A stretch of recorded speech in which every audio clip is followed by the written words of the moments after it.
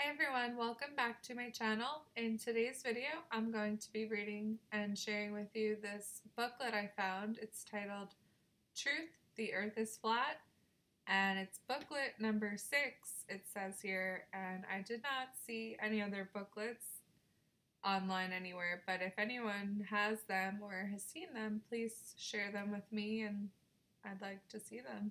This one was really interesting because of what I saw here on the front. It has sort of a map or just a line drawing of the world and the star circles here, but for some reason it's including the North Pole with the South Pole star circles, and I thought it was kind of peculiar because us flat earthers, we don't really consider there being a South Pole because of Antarctica being the ice ring around the Earth.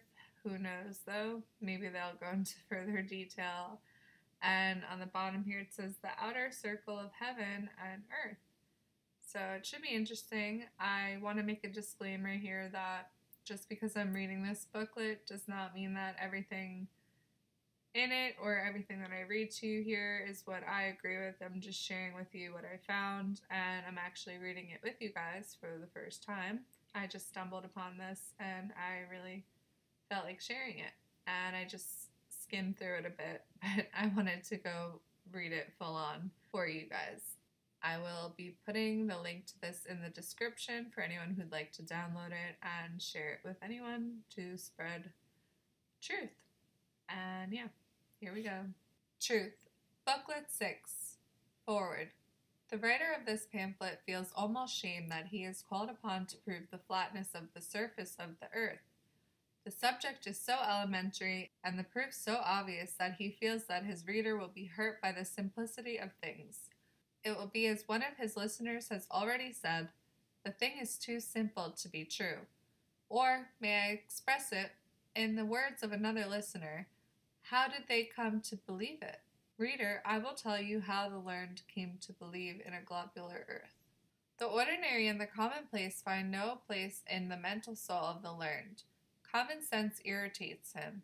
His mental soul is wrapped in an inner consciousness that his learning displaces common sense and that it rides roughshod over the mind of the layman of the earth.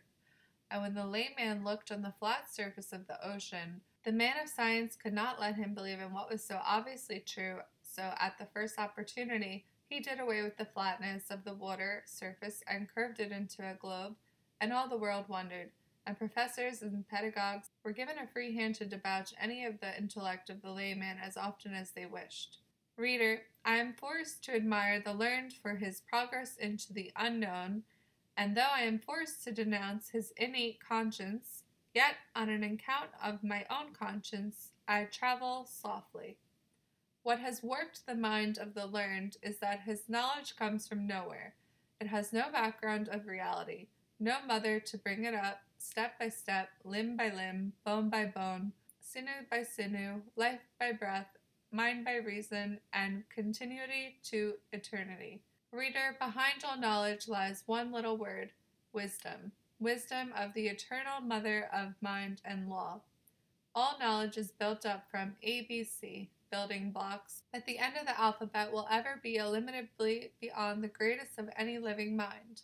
However, the dead mind or a state of physical nature can always absorb the living mind of wisdom. As expressed in Booklet 3, the finite dead physical nature encompasses the infinite wisdom in her never-ending principles, for the subject remains immutably existent through every mutation.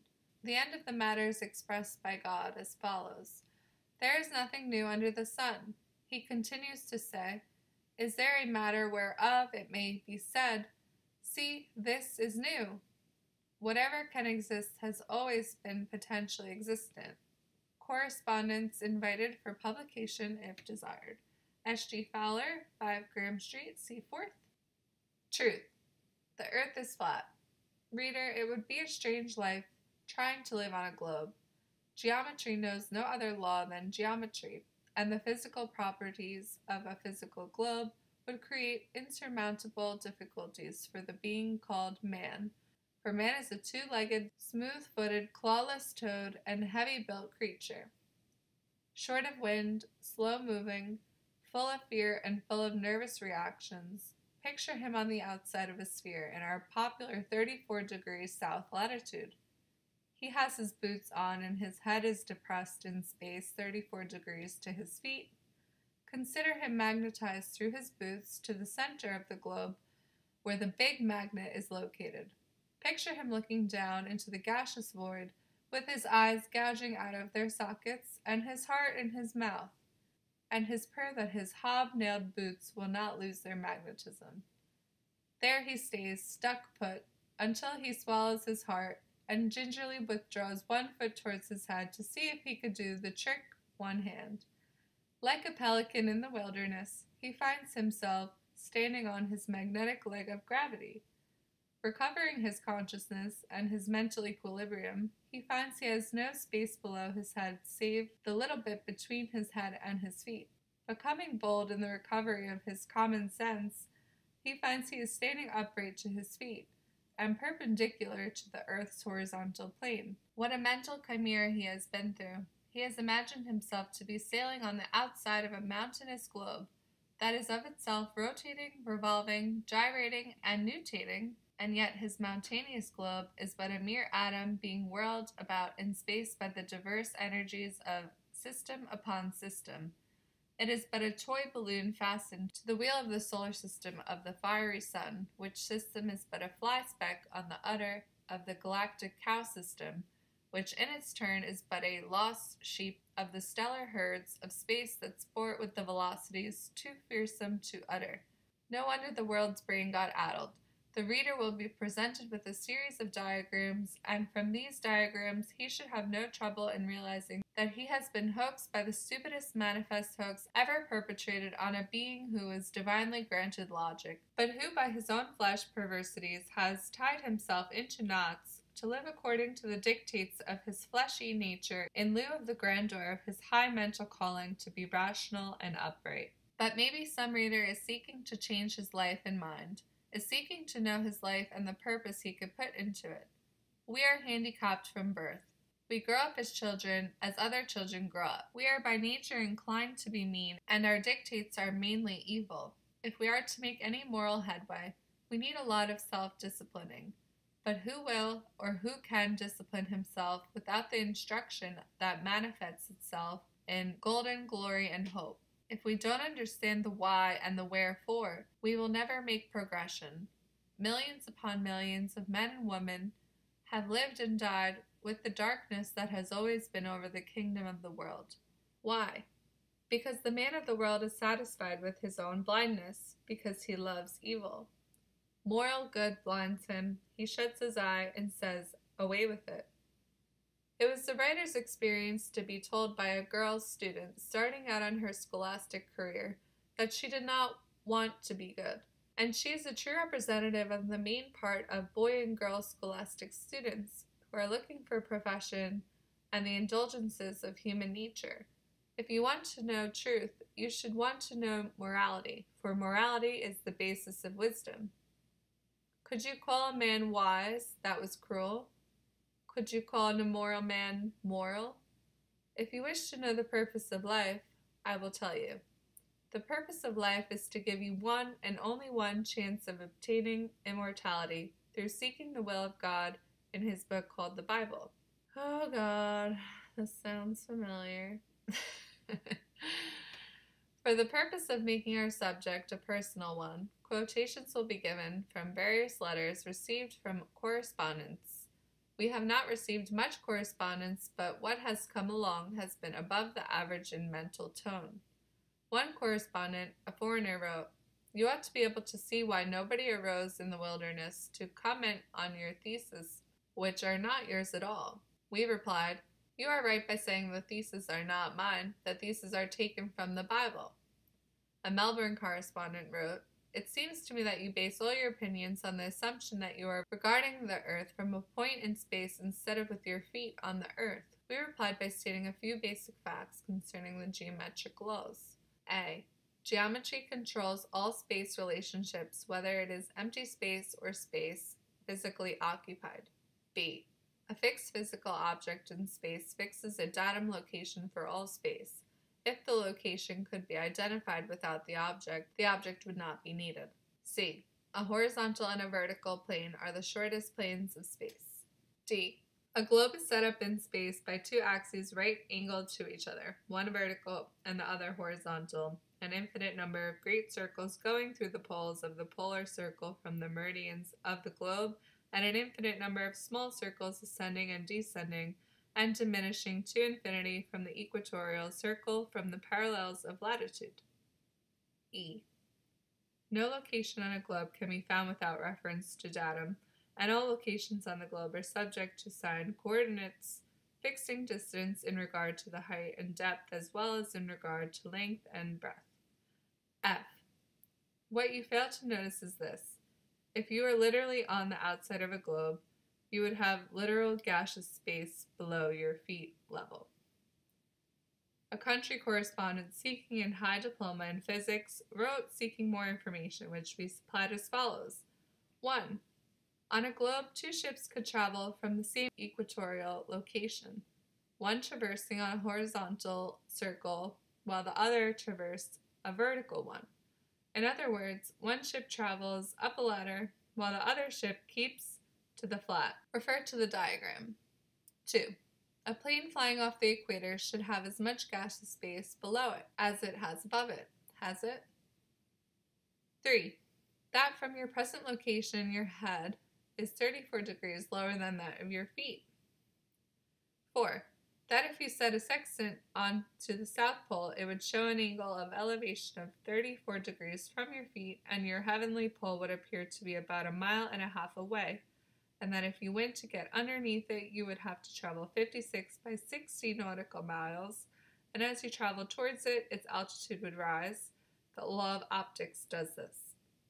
5. Your orthodox global South Pole is located some thousands of miles below you, and to get to it you have to travel over 2,000 miles downwards in space and over 3,000 miles northwards, and then above your head, 90-degree nautical measurement, is your heavenly South Pole. How can this be so, seeing that you perpetually see your heavenly South Pole always constant in the one and same direction from your fixed location viewpoint? Nothing moves in space of the heavens and the earth to cause dislocation. 6. If you climb a perpendicular ladder set up on earth, as you ascend each step of the ladder you raise the whole ocean one step in height, and if your ladder were 4,000 miles high, you would have an optical globe of the same size as your bogus spherical globe. 7. The farthest range of optical sight is approximately 4,000 miles. We will conclude our subject with 2 remarks made to our Melbourne correspondent. A. All locations on Earth correspond to Greenwich Aries. All stars that moment correspond with their meridian transit at places whose latitude and longitude correspond with the star's right ascension and declination. B. All physical bodies have 4 dimensions from their center: height, depth, length, and breadth. Final. Reader, the earth belongs to God. He formed it from eternal substance, which he claims to own, and which he claims he can hold against dispossessors. The heavens also belong to God. He claims to have garnished them with stars. When did life arrive, how it arrived, the cause of its arrival, and the result of its arrival, being the resultant, Jehovah, are all told in God's book, the Bible. The mind of God is the one mind worth to be known. The purpose of God is the highest purpose that can be known. Eternity must continue, substance must remain, wisdom must triumph, and God claims that in that triumph he will be there, and so can you if you use your sense and seek his aid and shelter all the days of your life.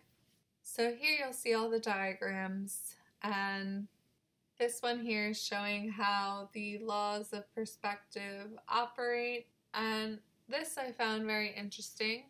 So, truth, Fowler, Sidney, meridian, sky plane projection. The eye creates the dome of the sky. The law of sight creates its mathematics. The navigator measures all terrestrial distances on the dome of the sky and then assumes he is measuring on the dome of the earth. The stellar plane is flat. the Earth plane is flat. And an observer located at radius distance from these two planes would create our bogus globe. The actual distance to the stellar plane is 5,400 c-miles from our Earth plane. The eye pulls the sky down basically 32 degrees, and you can see here the diagram, which, I'm not so good at understanding, but I've always been one to believe that the dome is created by our perspective, just like how the sun appears to rise and set in an arc fashion. We know that it's just staying at its same height and traversing over the earth, and it appears to be arcing, but it's just the law of perspective. So why would it be any different for the stars above us? I think that whatever's up there, it's on a similar surface flat plane, and however it's revolving, it appears to be that it's the dome, how our eye is creating the dome because of perspective, and how it appears to be revolving in a dome-like manner, but it is really just a perspective issue where our eyes are kind of tricking you, it's just so interesting that our creator wanted to do this little trick on us. We have the logic in us to discern what really is going on. It's just that we were all blinded by the lies we were told when we were children, and that's why we have to do this unlearning process. And I think this is a really cool book here, despite, claiming that the Bible is the truth and the only way. I don't believe that at all, and I have a lot of thoughts on that I've already talked about, so you can go watch that in my other videos. And I'm just going to continue through this here, and the back where you see this little diagram, which I found really appealing because I'm really into looking into as above, so below lately, and I've always been kind of tapping into this, and it's just really developing more in my perspective lately. And I think that how we have here the heaven of heavens and the bottom of the earth, and just this strange diagram. I really want to look more into it and hopefully find the other booklets that were before this one, and maybe there's more that came out after. But yeah, I just thought I'd share it with you guys and see what you guys thought. I enjoyed it, and I hope you guys did too. Give me a thumbs up, and please subscribe and hit the little bell to get notifications every time I upload, because YouTube is kind of not so good at letting people know when I post. So that's all. Thank you guys. I love you. Hope you have a great day. Bye.